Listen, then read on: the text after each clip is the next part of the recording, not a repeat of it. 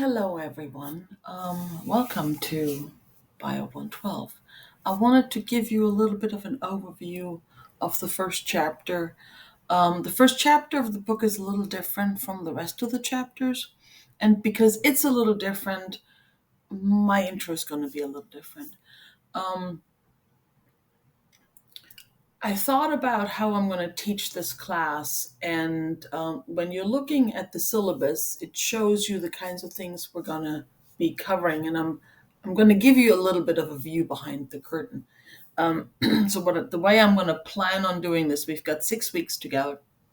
The way I plan on doing this is we're going to start out talking about the cell because the cell is the basic unit of life is very important for us. So we're going to talk a little bit about what life is.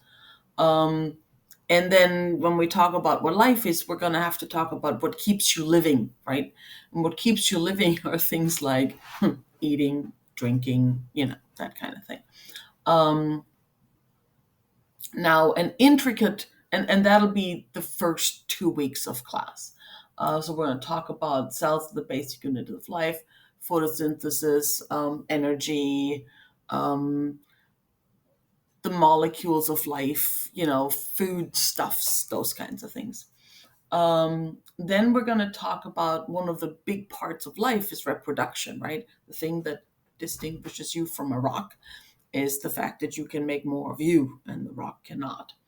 Um, so we're going to talk about the reproduction of cells and what it takes, and obviously it's a little different to reproduce a cell than it is to reproduce an organism. So we're going to talk about what it's like to reproduce an organism. During that, we're going to talk about DNA, RNA synthesis, those kinds of things. Um, That'll be the second 2 weeks of class. And then the last little bit, we're going to be talking about natural selection, evolution. How did all this diversity come about? Because there is a reality of a diversity. There's a reality of a diversity in life and a reality of things that all of life has in common. And natural selection and evolution do a really, really good job at explaining those things. So that's kind of an overview of how I'm going to try to approach the class.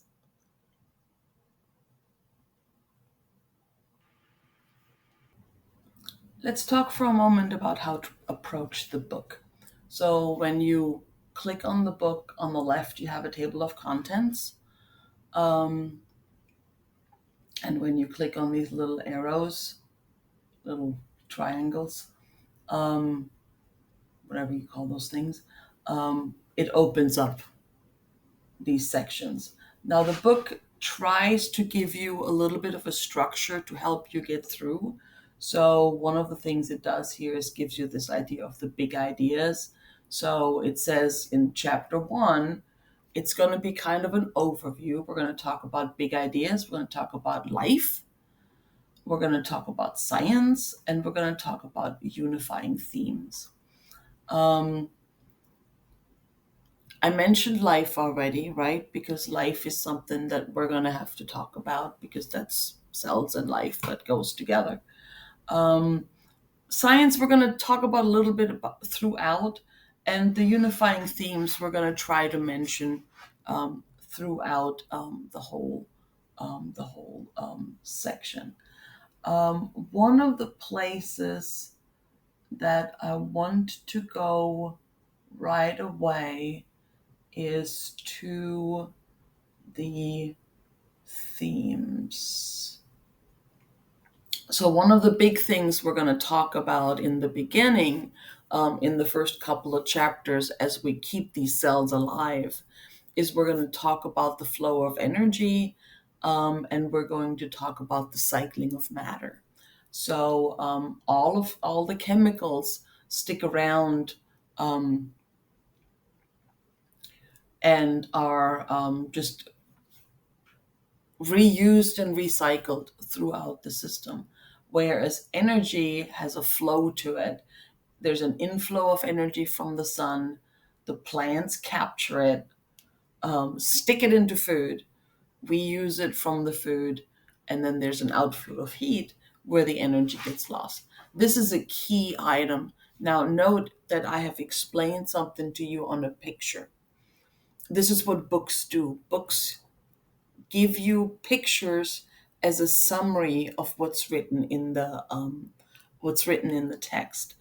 Students who don't read textbooks very often ignore pictures because they look at them as illustrations, just as a decorative kind of thing. But books in science, pictures in science textbooks are rarely just decorative. Most of the time, they provide you the summary, basically, of the chapter.